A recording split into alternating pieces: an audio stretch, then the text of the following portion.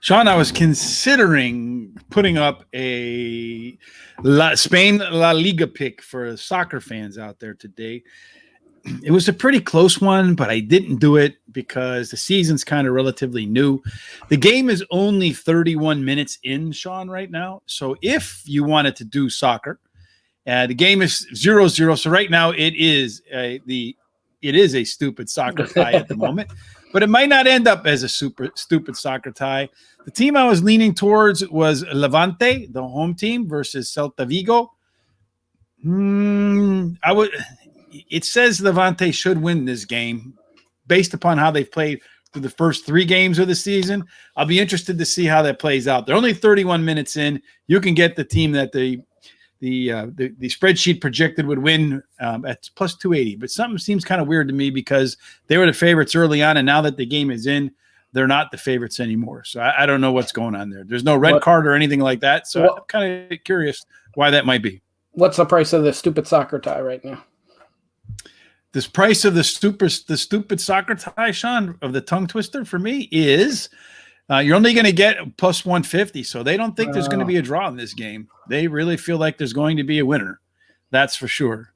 Well, no, you want to take. Well, it's plus one? 150 and the other one's plus 140.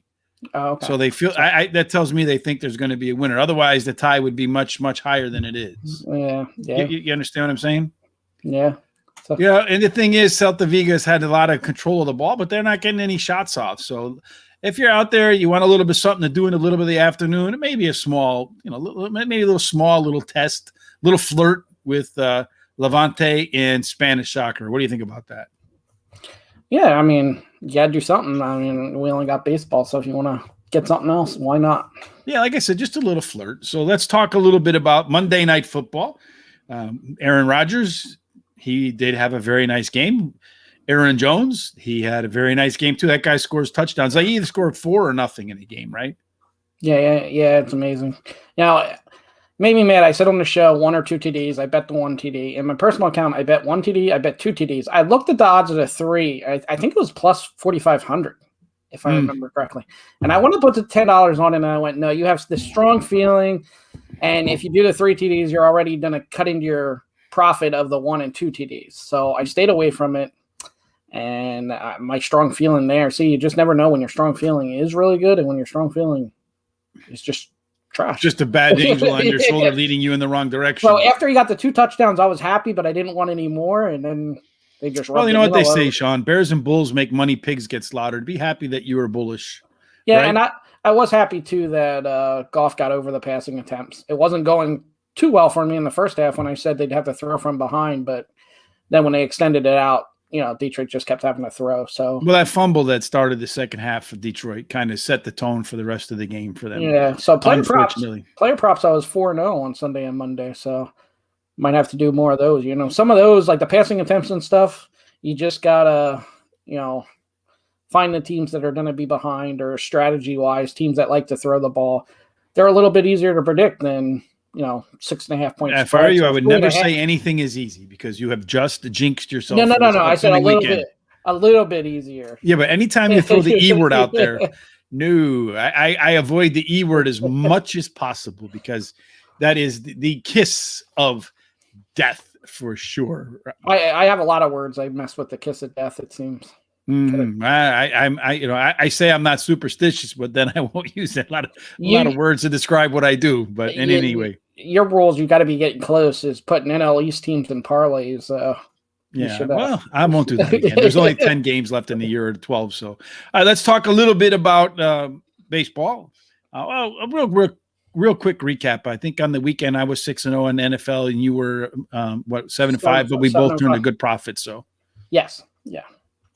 Kansas City versus Cleveland. I have a very healthy roster of picks in baseball tonight, which kind of scares me a little bit because I had such a good weekend in the NFL.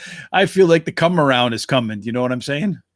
Yeah, and I'll have a few, but I'm not going to, anytime I go 6-7 baseball picks, it kills me. So, yeah, I usually don't do it too. I usually avoid it. But tonight I ran through it, all the numbers, all the pitching matchups, everything points to that direction for me. So I said, well, what the hell, right?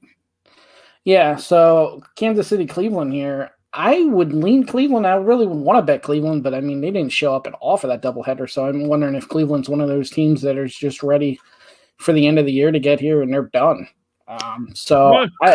Contrell is a good pitcher. They've done well against. They're only 2 games under 500 against lefties. All the numbers match up. The betting public has got only about 20% of the tickets, 20% of the money is following Kansas City. Over 80 cents on the dollar is on Cleveland. Cleveland has by far the superior pitcher. So maybe if the offense doesn't show up, Contrell can keep them in the game. Because I have so many games tonight, Sean, I'm not going to do my normal $20. I'm just going to do $15 across the board on pretty much everything, unless I say otherwise, which I will later on. But I'm putting 15 on Cleveland to win this game. They have a sizable power ranking advantage, which means they're playing better baseball right now than Kansas City.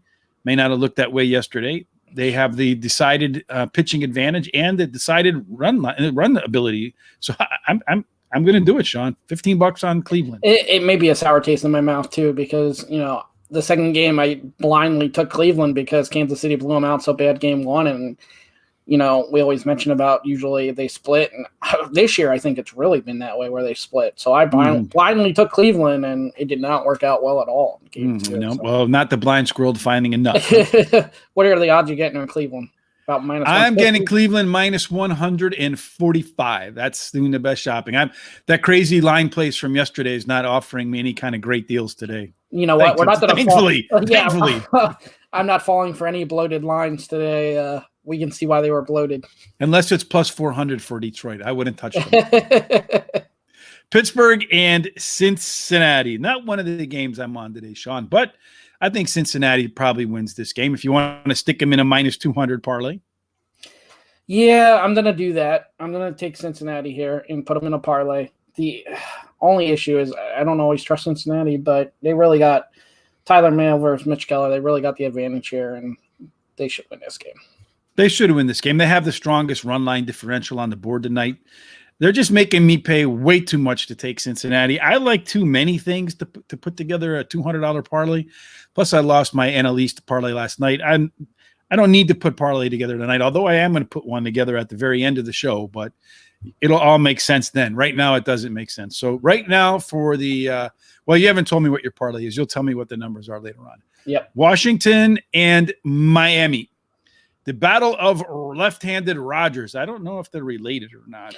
I don't believe so. I actually Googled this again. I didn't find anything on it, so I don't think so. And they actually pitched against each other last week as well. And last week they both pitched pretty good, and then the bullpens came in, and I think the final was like 8-6. So I was looking at the under here, and then I saw that, and I see how bad these bullpens can be. And it's just one of those I'm staying away from. Well, Miami is better against lefties than Washington is against lefties. Rogers is the better Rogers, at least in Miami. And I'm going to do it because, again, Miami has a pretty excited advantage in recency form and in run line advantage. And I'm getting a nice little discount on based upon my numbers. This number is a little bit of a tiny discount or right on par. So at minus 136, Sean, I'm going to put 15 on the Miami Marlins to go ahead and have the Rogers win this game. I wonder if you can bet on Rogers just winning. Maybe somewhere somebody has a quirky bet like that. I will say I was looking at Miami because they are the hotter team and stuff, but actually Josh Rogers pitched better this last matchup. And Trevor Rogers is like 0-1 in 3 games versus Washington with an ERA above 3, which isn't bad, but that's not a bad ERA. Trevor Rogers is the better Rogers. He's due. My regression. And then Miami's bullpen is the other thing that just totally scared me off. Yeah, in Miami, but the numbers do line up. Everything is in the right zone for me.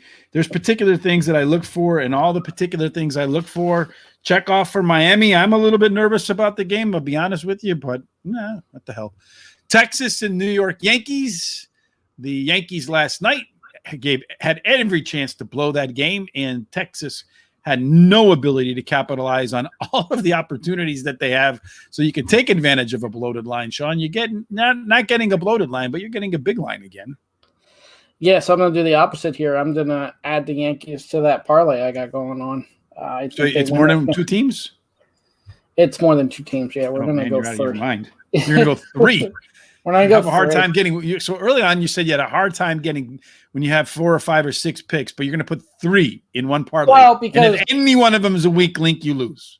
yeah, but these are stronger teams. I had a hard time finding, your 50-50 game or your -1. I didn't feel too confident taking, like you did, Cleveland at -145 or Miami at -136, but I don't like the other side. I think you're on the right side of it. I am I on the just right don't. side, or I wouldn't take it. Well, exactly. Doesn't mean it's So, going to win, but I'm on the right side of the bet. Two different things, Sean. yeah, so I feel more confident with this 3-team parlay than I did some of those. I mean, I have some other stuff, but Obviously, the Yankees are the team to beat here. They're 90% of the money is following the Yankees. They have every advantage. They should win this game, just like Philadelphia should have won the game last night against Baltimore. I am not going to be in that mix again tonight, although 95% of the money says that the Phillies get one against Baltimore tonight at home. And you're only really paying, -208 is actually kind of fair value for this game. But after last night, yeah. yeah, they could have been on my parlay, but then you got this Adonis Medina going. I know nothing about him. Looks like making his first start of the season, maybe debut. I didn't get a chance to Google the name.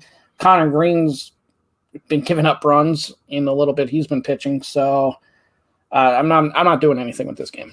Philadelphia should win. That's a team that you probably stick in your $200 parlay. I did it last night.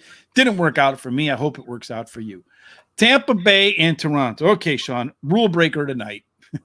And I don't know why I'm breaking the rules tonight. So when I was going through the numbers, I looked at the pitching matchup. I thought, I can get Tampa Bay again. There, I can get +100 to take Tampa Bay at home at one of the lines. So I'm like, all right, that looks pretty good. Then I looked at the pitching matchup. It's pretty even. So it's a 50-50 game. I got the plus line of +100, and I thought, all right. But then I wrote down probably under whatever the number is in a question mark, and I looked at 8 because both pitchers are pretty solid. Then I went about through my business, and then I went to go place my bets in my account. And when I did it, DraftKings had one of those little no runs in the first inning bets for this particular game. I had it listed as an under. It's from -110 to +105, Sean. So I am going to put 15 on the Tampa Bay and the Toronto Blue Jays for neither team to score a run in the first inning at +105. And you better look at whoever the top 4 batters are for both teams, because in all likelihood, one of them is going to hit a home run. So when we start getting a producer that can put stuff in, they're not put in that line about how you said you'll never do this no run first inning again. And here you are. Here I am. That's why discipline sometimes can be, but I wouldn't have done it if I didn't write down under. And I'm not a big fan of unders, and that, of totals. So when I wrote it down, and then I just happened to see that there, too much of a coincidence for me. All the stars in the betting universe aligned for me to go ahead and break my rules. I'm going to go $15 on the no run first inning and take the bonus, because I think it's better than 50-50. They don't score a run. And what'd you say you get +105 on that? +105. Yes, sir. I did see that pop up. I actually had the under in this game yesterday. It looked good for a while, and then these offenses, these offenses are pretty good. That's the only thing that scares me about that. And you could go the under here again, like you said. You get 8.5 now, but I'm not going to do it 2 days in a row, so I'm just passing. Yeah, I'm not going to do it either. The money's split. Most of the tickets are on the Blue Jays, but the money's actually split 50-50 on that game if you want to play the game. I think if you're going to do it, it's a 50-50 game. If you can find a plus line on either team, particularly the home team, Tampa Bay, I'd probably take it. New York Mets versus the Boston Red Sox. To me, this is the one game tonight where if you want a road dog with a plus line in a matchup of teams, I know the Mets really struggle to score, but Stroman is considerably better pitcher than Eduardo Rodriguez. Mets aren't that bad against lefties. Maybe they are, but I feel like Eduardo Rodriguez gives up way too many runs. Stroman is a much better pitcher. If there's a game the Mets are going to take in Boston, it's going to be tonight. Yeah, it's possible. It was just enough with Rodriguez going to make me stay away from this game. Otherwise, I would love the Red Sox -140, but Rodriguez has just been awful this year. Yeah, and that's my point. I think if the Mets are going to get a game, tonight's tonight. I just don't know how many Boston's offense should be able to score some runs against Stroman, too. I mean, against the better teams, he does give up runs. His ERA is still below 3 somehow. But yeah, I'm not saying that it's a bet for me. I'm saying if you wanted a plus line, I'm pretty favorite heavy tonight because all the numbers line up for me, so there's no need for me to take risks that I wouldn't ordinarily take. Last night I mentioned Detroit is that team that you might want to take with a plus line. Tonight I'm mentioning it's the Mets. Yeah, I'm not saying anything dumb like I wouldn't take them plus 400 tonight. Yeah. So in that particular game, looking at the money itself between the where is this game? Is it hidden on me? Oh, Boston's taking 80 cents on the dollar. So you'd be betting against the smart money, so to speak. St. Louis versus Milwaukee. Woodruff versus Woodford versus Woodruff. Battle of the Wood. Yeah, Milwaukee should win, but the Cardinals are playing a lot better right now. I mean, they're going to probably get that second wild card spot. I'm going to pass here. I don't see – I would love to take the Cardinals plus 175. You get value there, but the Brewers should win this game with Woodruff going. The money is lining up big time and the bets against St. Louis. Over 60% of the bets are on St. Louis and over 70% of the money is on St. Louis. Something's up with that game, Sean, because you're right. You got Woodruff, who's one of the better pitchers in baseball, and all the money's back in Woodford, or maybe the bettors are just confused between the Woods. I'm not completely sure. Looking at it, St. Louis is definitely playing better now. And Milwaukee does a little bit better job of scoring runs on the road than St. Louis does at home. Whew, that's a tough one. All right, Minnesota at Chicago. It's cold in Chicago. It's supposed to be damp tonight. It's going to probably be a low-scoring game. I think the total on that game is, and these things are usually pretty good indicators. Meteorologists report on baseball. 8. It's a kind of a low number for these two teams, but I feel like if you wanted to play a total because of the weather in Chicago, I might go the under in the Cubs and the Twins. My concern there would be Griffin Jacks pitching for Minnesota, and then the Cubs bullpen, how much they have to pitch. But I like the Cubs. Okay. I mean, there's no lead that's safe for the Cubs. Yeah, and I'm going to do it. I'm going to put myself through this torture. Alec Mills at home, Cubs versus the Twins, and Griffin Jacks. I am taking the Cubs here. Uh-oh. Yeah, I'm going to put myself through the torture. So that means I can't. I'm not that you're putting yourself through the torture. Rich is doing it too. Maybe I'll take my bet from 15 to 5. I'm not sure, Sean. But I agree with you. The Cubs should win this game. They got the better pitcher on the mound. Jax has really struggled, particularly on the road. You're right about the Cubs. There's no lead that is safe with the Cubs whatsoever at all. But I feel like tonight will be a pitcher's night. It is cold and damp. The ball's not going to carry, so I don't expect there to be a ton of runs. If there's not a ton of runs, it should really benefit the better pitcher. Mills is the better pitcher. Cubs do have the advantage in terms of how much they win at home relative to how much Minnesota wins on the road. And the Cubs have a pretty reasonable advantage in terms of scoring runs at home and the amount of offense Minnesota produces on the road. So I'm with you, Sean. What odds do we get on that? On that game, we are getting the Cubs at minus 117. And I'm not a fan of the cash out button, but this is something if the Cubs are up late, 7th, 8th inning, and they offer you almost that full, you're giving up $5, $6, take the cash out and run. Well, here's what I would tell you. This is what I would tell you to do in that respect, Sean. I would even go farther than that. If the Cubs are up and it's the Cubs are up after 8 innings, then you make that play, because there's no such thing as an easy 9th inning for me when I have a team that's ahead ever. And you could ask Sean, every time I have a team that's ahead, a reliever comes in, even on great teams, and the bases are loaded and nobody's out and they got to finagle their way, and almost like a miracle to hold on. What was the Tampa Bay Toronto game? 6-2 going into the 9th, and they had bases loaded 6-4. Right. Yeah. With one out. Yeah. And you're like, not again. Yeah. Well, for some reason, they put like a 49-year-old knuckleballer out there who throws like 8 miles an hour, and they were just jacking him all over the park. Maybe they needed to get him some innings. I'm not sure. The Dodgers versus Colorado, maybe a home game tonight where you're getting a little bit of a bloated line, and maybe that's an indication that you should run the hell away from Colorado. But if you wanted to take Colorado in a game where they play much better at home, you can get plus 250 on the Rockies, Sean. You want it? No, I'm actually going to do the opposite here. The Dodgers are my third team. So I'll tell you, Julio Perez again. It's funny. Every time the Dodgers have him going, you want to bet against them, and I bet with him. He's got how many wins does he have now? He's got to have like 17 wins by now. Mm-hmm. He's one of the leaders. I think wins are reflective of the team, actually, not the pitcher. He's 18-3 with an ERA just under 3. So Yeah, when he's going, I really like to bet the Dodgers. And Well, so that's your third team in your parlay. So how much does that add up to? Plus 185 with the Reds, the Yankees, and the Dodgers. All right. Well, I think that's going to be a close game, Sean. I think you might be sweating it out. So that means the Dodgers win going away. Colorado actually better at home than the Dodgers are on the road. And it is damn near 50-50 in terms of runs scored. Dodgers on the road and Colorado at home. The Dodgers have like a 52-48 advantage, something along those lines. But that one is going to probably scare me. I was actually contemplating taking the Colorado squad there, but I backed off.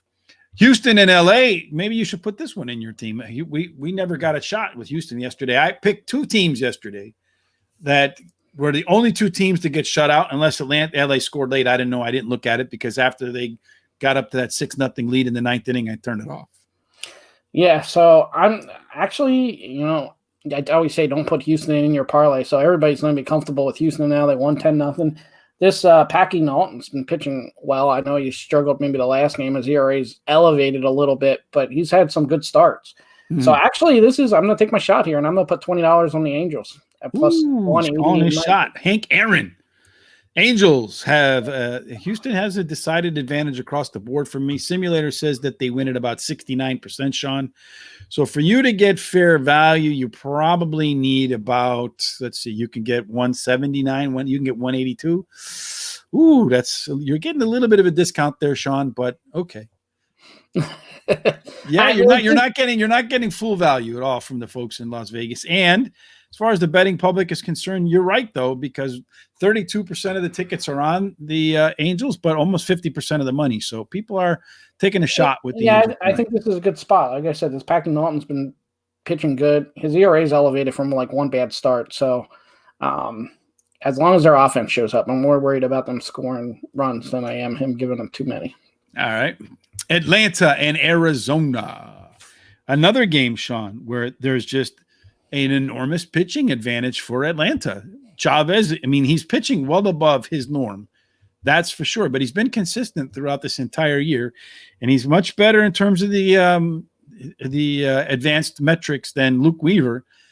Atlanta has stuff to play for. The Arizona team doesn't. I'm going to take the Braves for another 15 at minus 152, Sean. I feel like the Braves win this game, and it shouldn't be it's based upon the pitching matchup.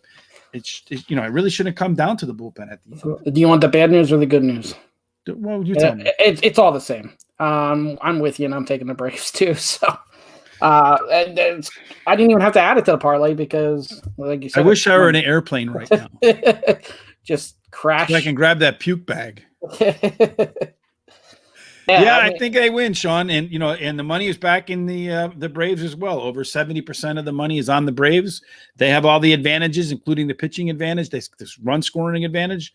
They really have no excuse if they lose, other than we took them both. Then that's the kiss of death. Yeah, these are the games they got to win and put a clamp down on this NL East. That they, it's right there for the taking. They should put this away and stop leaving the Phillies hang on. For sure. Seattle versus Oakland, Sean. This is a game. Oakland does pretty well against lefties. You got Blackburn versus Gonzalez, but neither pitcher really excites me that much. And as I said yesterday, there's no need for me to dance with that devil that stabs me all the time in the Seattle Mariners. So I'm just going to avoid this game. I'm going to avoid Seattle for the rest of the year, unless I can get some crazy numbers. But the money is backing the A's pretty aggressively, even though the tickets are split 50-50. Yeah, so this is one I wanted to take Oakland, but I'm going to leave it off. This is the one that didn't quite make it on my tickets, and I'll stick with 4 games. But Oakland does, I feel like have the advantage here with Blackburn over Gonzalez, and Oakland does face. He wasn't, I think, the number 1 pick in the draft, Gonzalez. He's got to have some talent. Yeah, he does. But Oakland hits lefties a lot better than they do righties. My concern is that offense that doesn't show up some nights, kind of like yesterday. Oakland's hard to bet. I think I've actually done good when I picked Oakland. If I go back the year, I think it's probably the team I've won the most on. San Francisco and San Diego. San Diego's got that undecided pitcher, that guy who pitches so many games. I can't see how a team this deep. They've got problems in San Diego. Gausman has pitched really well against the Padres this year, especially in San Diego. I think he's 2-0 in San Diego this year. I think the one game he lost was in San Francisco. So 2-1 against the Padres.